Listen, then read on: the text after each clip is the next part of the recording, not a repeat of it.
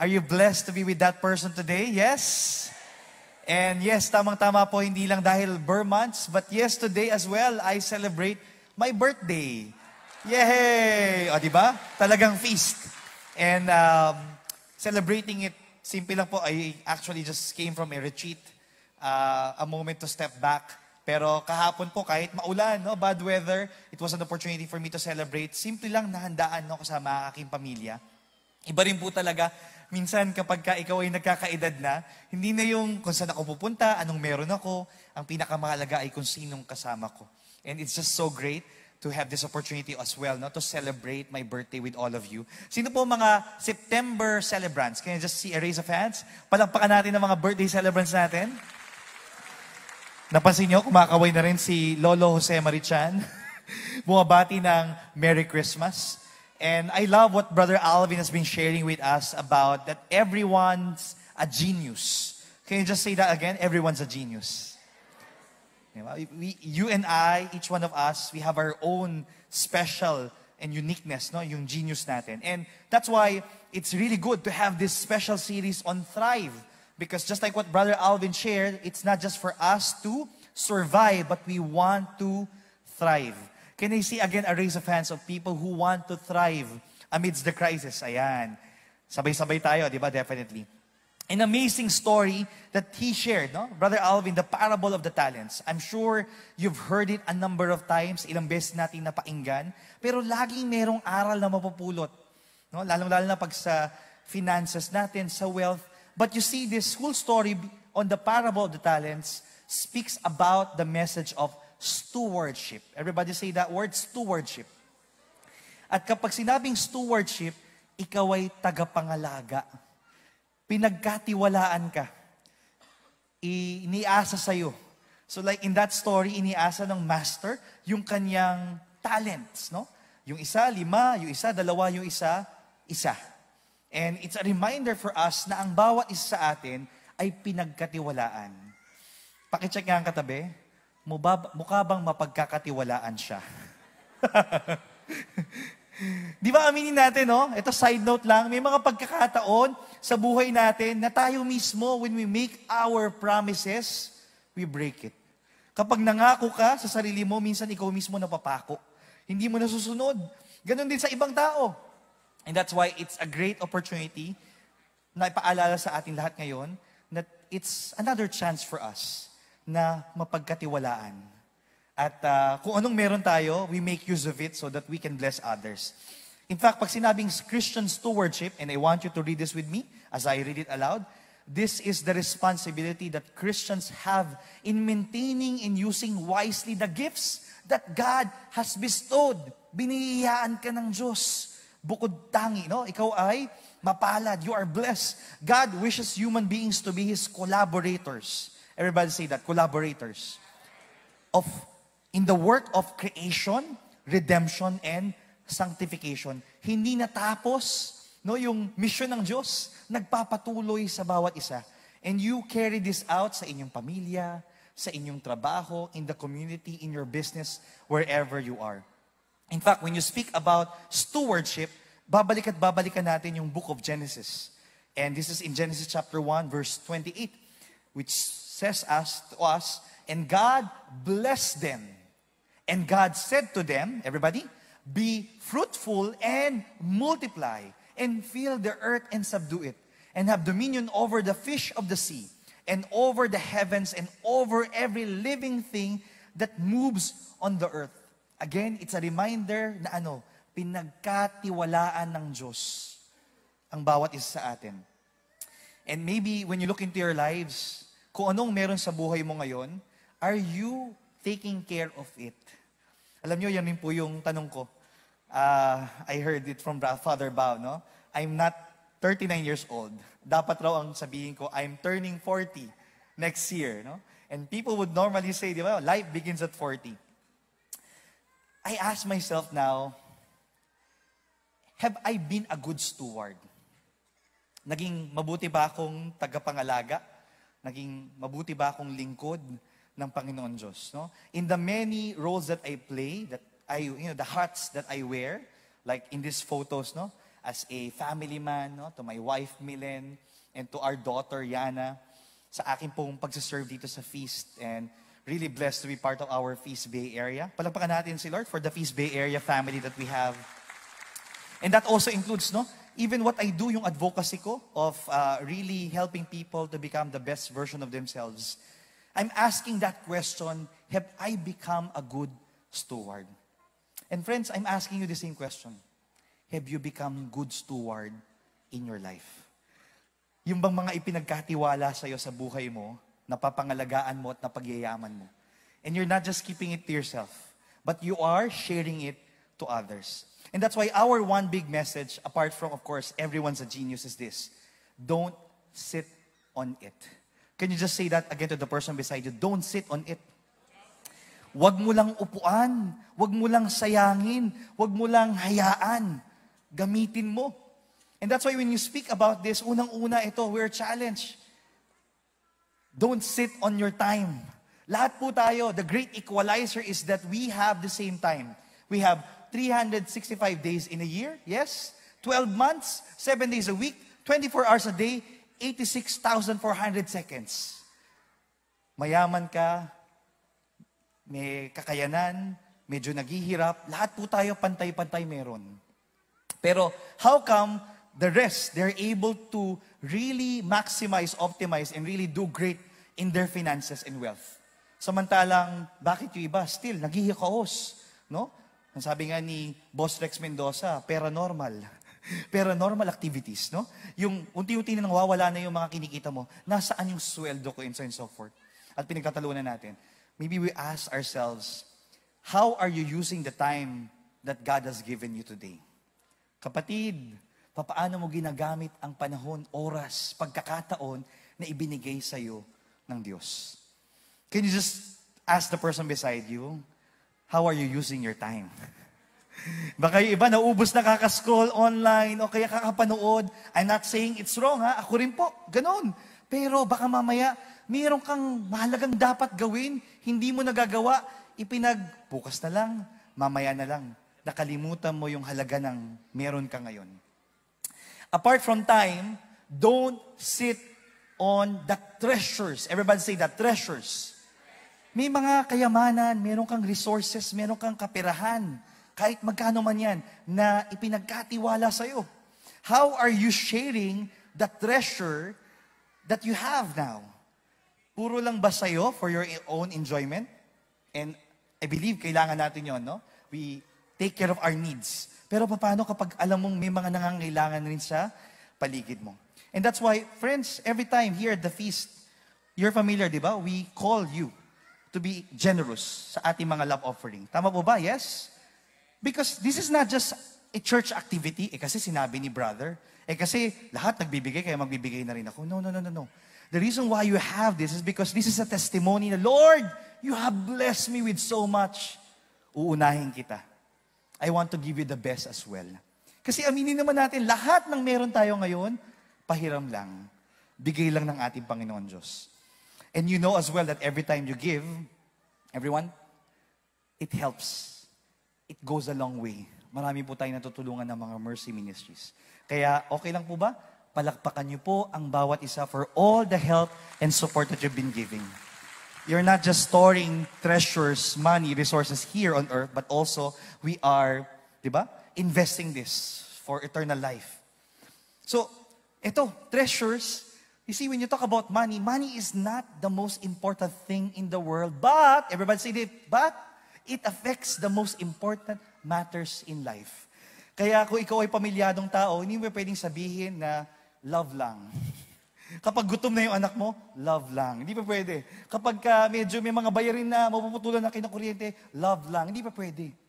Kailangan iparanas mo sa kanila that you are working hard, breadwinner ka man, or ikaw man talaga ang nagtataguyod sa pamilya mo, because you know that this is actually for your family. Kaya ka nagpapagod, hindi para wala lang. Kaya there's even a popular commercial, para kanino ka bumabangon at bakit ka bumabangon. So ask the person beside you, how are you sharing your treasures? Mahina na ang sagot, di ba? Mahina na ang tanong. So, Mahalaga po, no, that we ask ourselves on that. And I want to zero in and focus on this since we're talking about the parable of the talents. Don't sit on your talent. Tignan na katabi, sabihin mo sa kanya, talentado ka. Talentado tayo, may kanya-kanya tayong talento. How are you maximizing the talents that God has given you? And that's why I love this. No? I love this quote from the people that I look up to, Tony Robbins and Warren Buffett. Itong sabi, we are all equal souls in the planet, but we're not equal in the marketplace. Napansin niyo ba yon? Bakit yung isa kumikita ng mas malaki? Bakit yung isa tamang-tama lang, sakto lang? Because here, it's a challenge for us to choose to grow and upskill beyond any crisis. Mga kapatid, my dear friends, alam kong challenging times talaga ngayon. Yes? No? Sa buhay natin. Pero hindi ito yung dahilan para mag-step back, mag-back out na, mag-give up na. Ito yung panahon para mag-invest ka sa sarili mo. To grow, and then for you to upskill. Because the more that you add value to yourself, you are capable of adding value to others. And we noticed that during the pandemic, marami talaga naapektuhan. Kinailangan nilang mag-shift. Di ba? Marami nga na from the face-to-face work, naging work at home. And then a lot of people are trying now to even more learn skills para nang sa gayon, makapag-pivot sila sa lahat ng mga nangyayari ngayon. We have to continue to adapt and adjust. And that's why here's a question for us. What is your talent? What is your gift? What is your genius? So I want you to think of that. Like, I'm gonna give you mine. My talent is communication, both in speaking and writing. So at least alam ko kung ano yung talento ko. So I'm gonna give you, for some moments, for you to think of that. Ano nga ba yung talent ko? Saan ako magaling? Where am I gifted? Alright? Think of it. Everyone, take a deep breath. Inhale. Exhale. I'm gonna count 3 counts. And then sabi ko, 3, 2, 1, sasabihin nyo, my talent is. Shout out. Sabihin nyo. Huwag kayo mahiya, kasi talento nyo yan. Ready? Okay, take a deep breath. Inhale. Exhale. 3, 2, 1, go. My talent is communication. O, diba? May dancing, may singing, TikTok-tering. Meron, ay parang naubo pa ako. Meron isa parang, sabi niya, cooking. Yung isa sabi ko, ang rinig ko, eating. O, diba? Kanya-kanyang talento yan eh. Pero ito po yan. Huwag mong ikahiya ang talento mo. Kasi bigay yan. Regalo yan. If you are saying yes to that, sige, palakpakan natin si Lord and acknowledge that gift that God has given you. Which reminds me, no, of the story ng animal school. This is not the full version, but a refresher. Anyway, baka narinig nyo na or baka online, no? This is available. Di ba? In the animal kingdom, nag-usap-usap sila, magkaroon tayo ng school. Tapos sa school na yon, let's have a curriculum. At ituro natin yung iba't ibang mga skill. Siyempre, yung bird, sabi niya, sige, dapat ituro ang flying. Doon magaling yung bird. On the other hand, yung fish, sabi niya, swimming. On the other hand, running, sabi ng horse. So, iba-iba po yung galing nila. Pero ang nangyari, lahat ng mga animals, pinilit nilang matutunan yung bawat skill na yon. So, na-imagine nyo ba yung elepante flying? Unless siya si Dumbo, di ba? Pwede naman. Now, na-imagine nyo ba yung ostrich swimming? Anong ibig sabihin nito? Same thing with what Brother Alvin was sharing earlier. May mga iba't ibang intelligences at geniuses. Kung saan ka magaling, galingan mo pa. Minsan na nangyayari, nagiging tayo window shopping kung saan-saan. Susubukan ko to, susubukan ko to, susubukan ko to. I'm not saying it's wrong. That's part of the process to explore. Pero alam nyo, bro, sis, beshi, kapag nahanap mo na kung saan ka magaling, focus on that. Huwag kalat. Kasi definitely, kung saan ka magaling, doon ka i-bless ni Lord at doon ka magiging blessing sa iba. Amen? Say that after me, I am blessed. I am a blessing. And that's why everyone's a genius. At gusto kong basahin to sa inyo. Every human is formed in the image and likeness of God, the imago Dei. Ginawa tayong kawangis, no? Kawangis ng Diyos. The good news is everyone is genius. But here's the bad news. We aren't exactly the genius. Huwag mo angkinin. Huy, pahiram lang yan. But God is the genius behind us all. The real news is this. We are not the genius, but we have a genius. And that genius, His name is Jesus. Palakpakan natin si Lord. The real genius behind this.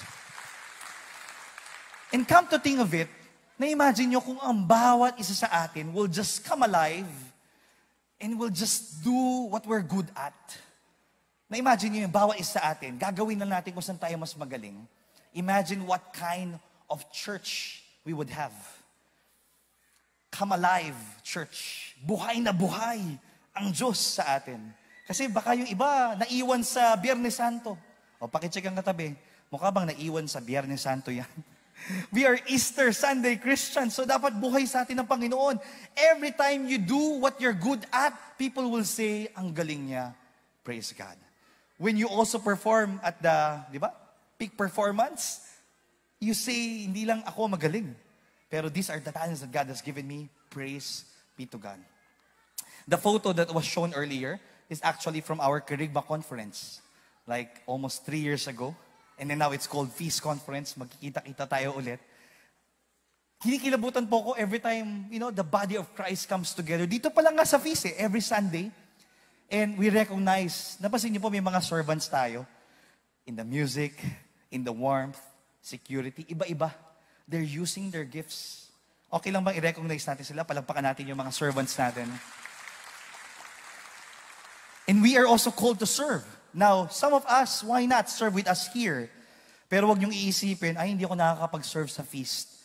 Don't think less of yourself.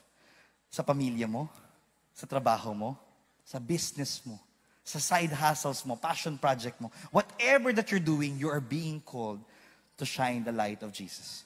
And that's why all of us, na-imagine mo, coming alive, sa gitna ng crisis, sa mga bagay na beyond our control, here you are. You are shining and showing that talent that God has given you. May mga pagkakataon po na nakakalimot din tayo, aminin natin yon.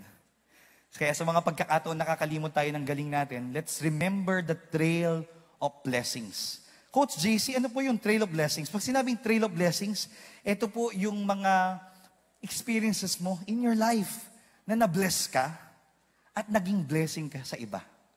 So doon pa lang, meron ka na kagad hint, meron ka na kagad clue. Oo nga, no? Kapag nagluluto ako, pinapatikin ko sa kanila, panalo talaga. Sobrang solve sila. Nag-i-enjoy. Kapag meron akong ginagawang content online, talagang patok. So doon nakikita mo na that there's already that inclination that you're good at that and you're being a blessing as well to people. Never forget your trail of blessings. Tapikin ang katabi. Sabihin mo sa kanya, bless ka. At blessing ka.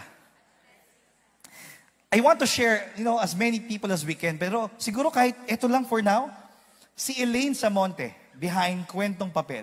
She is actually an architect, but she got into paper artistry. And imagine this kind of works of her. Alam nyo, I can attest to this. Why? Because brother-in-law po ako. Nakita ko how she started and how she's trying to make creative into the paper. Di ba yung Kwentong Papel? Karaniwang kwentong barbero, ito kwentong papel. No, talagang kitang-kita mo. And now, she's able to create. It's really a delight whenever she sees it. And then kapag naibibigay niya sa kanyang client, natutuwa rin kasi it becomes a personalized gift. And because of that, she's earning and she's also blessed. Let's celebrate our giftedness. Huwag kang mahihiya kapag magaling ka, ipagmalaki mo kasi someone out there needs to be inspired with your giftedness. Si Elaine pa lang yan, Kwentong Papel. But apart from it, we're so blessed to have our feast worship. Can we just give a round of applause for God for the feast worship? Di ba yung mga songs natin dito sa Mass? And even during the pandemic, they continue to do recording of themselves on video. Napapanood natin to nung online. They created music. They continue to learn songwriting. Grabe. Mapapansin mo talaga, hindi sila nagpahinga. And that's why, I believe, they're preparing for a concert. And we're excited for the Feast Conference because these guys never stop growing and learning. Kapag na-discover mo ng talento mo, wag mo nang papakawalan pa. Galingan mo pa. Because you'll be a blessing to many people. In my advocacy po, in the Inspirepreneur movement, and I believe maybe some of you are watching online, o kaya maybe someone here in the crowd, what I do is I help aspiring creative entrepreneurs, content creators, and lifelong learners to discover their genius, monetize it, and become a force for good. And that's why in the many interviews that I did sa akin pong Inspirepreneur podcast, no, na nasa Spotify or Anchor.fm, bawat isa sa kanila pag ini-interview ko, I come alive, I get inspired. At minsan kailangan natin yun. Some people will come up to me, ako raw yung inspiration. But actually in the process, no. Ikaw yung inspiration sa akin ngayon. Why? Because you continue to discover, you continue to develop, deliver, and even you are devoted in what you do. And because of that, I get fired up again. So friends, if you want na magpatuloy yung celebration ng giftedness nyo, be around with like-minded people. And that's why we are in good hands dito sa feast. Because we get to celebrate each other. Amen? If you're blessed by our community, palakpakan natin sa Lord for that. I did ask this, but I'm gonna ask you another way. I'm a Marvel fan. What is your superpower? Saan ka magaling? Kasi yung galing na yan, ibinigay sa'yo, baka nga ikaw lang ang meron yan. Kumbaga kay Darna, ikaw lang ang may bato. No? At kailangan mo lang gamitin, huwag mo itago. There are actually 4 ways to unleash our superpower. And how many here you want that? You want to unleash your superpower, your gifts, your talents. Kasi mabibless ka at mabibless sa ibang tao. Can you just raise your hands and say, gusto ko yan, gusto ko yan. Simple lang po, 4. Discover it. Or for some, nakalimutan na, kaya rediscover it again. Balikan niyo yung trail of blessings. Develop mo. Baka kailangan mo mag-practice, baka kailangan mo ng coach, baka kailangan mo ng mentor. Practice lang, di ba? Sa unti-unti, di ba? Lalo kang gumagaling habang tumatagal. Deliver it. Find ways, no? To share it with people because people will give you feedback. People will say how you are becoming better and better. And then, most importantly, never quit. Never give up. You devote yourself to that. And lahat ng mga ultra-successful people, you've noticed it, they just gave their time. And then eventually, di ba, compounding interest, the next thing you know, you're really big in what you do. Can I ask you to all stand? Before I even call Brother Alvin to close this, ako po, personal sharing, I forgot that I had this book, Wholehearted, 21 Ways to Live a Courageous Life. 2019 po, when I wrote this book, it's a collection of my attempts to be wholehearted. Because let's face it, may mga pagkakataon na nanliliit. I belittle myself. And when I was preparing for this talk, alam nyo, parang nakita ko yung sarili ko in the person of that servant na binigyan ng talento ng Diyos, pero tinago. Buti na alala ko po.